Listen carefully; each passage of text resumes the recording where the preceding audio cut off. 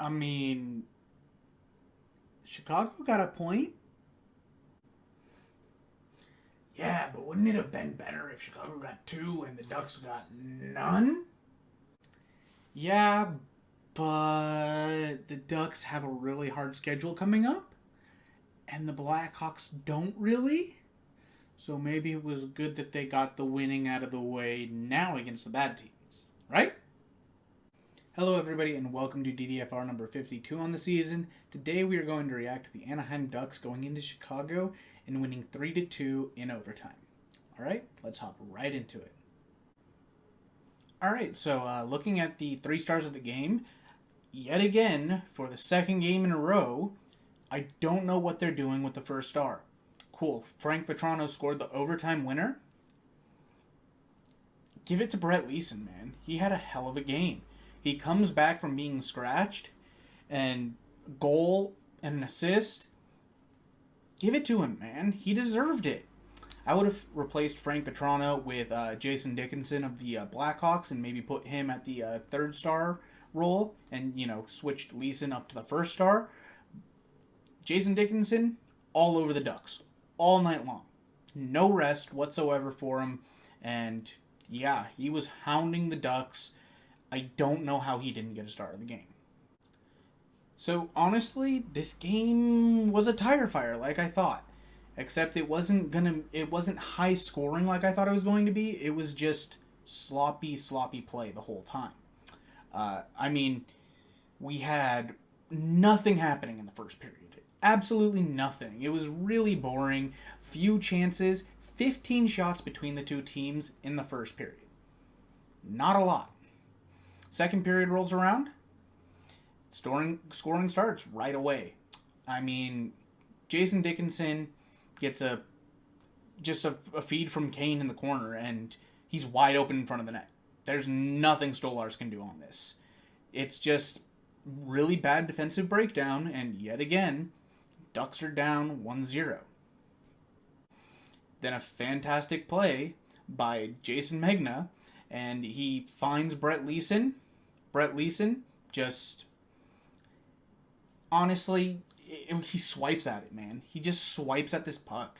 And to be completely honest, the Ducks don't win this game if the Blackhawks have a goalie in that isn't Peter Mrazek. Both of the goals that the Ducks score, the Brett Leeson one, you can kind of understand why it was scored. He still should have had it, man. It wasn't a fast shot, and it just snuck by him. The Seth Jones goal, fantastic pass from Jason Dickinson, and again, it was a 2-on-1 defensive breakdown. The Ducks' second goal, Brett Leeson hounding the guy behind the net, turnover Jason Megna right at the face-off dot and just fires this one. Such an easy goal to save, and Peter Mrazek couldn't do it. Third period, Ducks actually got saved a lot. Blackhawks rung the iron, Stolarz down and out, and somehow the Ducks were able to survive the third and get into overtime. In overtime, John Klingberg finds Isaac Lundestrom, and Lundestrom does the rest of the work. He's skating around with the puck. Nobody can take the puck off of him. He looked fantastic in overtime. And then he finds Frank Vetrano all alone in front. Vetrano makes no doubt, man, and he just puts this one past Peter Mrazek. It really wasn't a competitive game regarding the goalie because Mrazek didn't have to make any big saves, ever.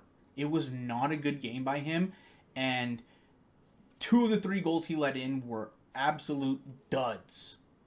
The 2 goals in the second period that Mrazek let in were unacceptable, and the Ducks find a way to win.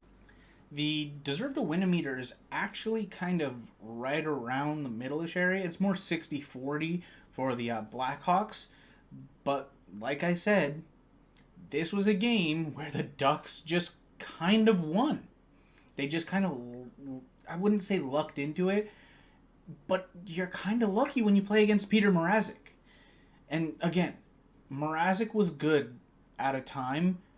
he has lost it, man. And I hope he regains form, but like the only reason that the Ducks got this game to overtime was because Peter Mrazek was in net. So when I say that this game was low scoring and uneventful, I mean it. I mean, look right here. Stolarz saved .58 goals above expected, so he had a decent game. He didn't play bad. It wasn't a bad game by him. Low scoring game, and Mrazek saved negative .95 goals above expected. He allowed .95 more goals than this model thought he would. It's not great when your goalie is bad like that. In this case, for the Blackhawks, it's good because it's a step closer to Connor Bedard. But man, it's shocking. It's shocking how bad Mrazek was in this. All right, the Ducks play against the Penguins on Friday at 7 p.m. Pacific Standard Time, 10 p.m. Eastern Standard Time at Honda Center. This is a game that the Ducks should probably lose. They're going to go on a pretty tough schedule here. They play Vegas, they play Pittsburgh, they play Buffalo, who handled them in Buffalo. These are all games that the Ducks should probably lose. They have games in hand on the Blackhawks as well. So what we're hoping for is the Blackhawks being pissed off that the Ducks won this game and coming out and winning all of their games while the Ducks lose these scheduled losses. Like, that's what these are. These are scheduled losses. And usually you refer to a scheduled loss when it's like, oh, you're playing a good team on the second half of a back-to-back. Any good team that the Ducks face is basically a scheduled loss this year. The game will be streamed on Bally Sports West for anybody in Southern California. For anybody in the Pittsburgh area, I think it's on AT&T or it's Bally out there as well. I'm not entirely sure what channel it is for you guys out in Pittsburgh, but the rest of the United States, you're looking at ESPN Plus. Canada, you're looking at Sportsnet or TSN. This game should go towards the Penguins, but Ducks made it interesting in their first game against them and got them to overtime where the Penguins won 4-3. Alright, that is it for this one. Thank you all so much for watching. I appreciate everybody who comes and watches the DDFRs. Hit that like button if you like what you saw. Hit that subscribe button if you really liked it. And I'll see you in the next one.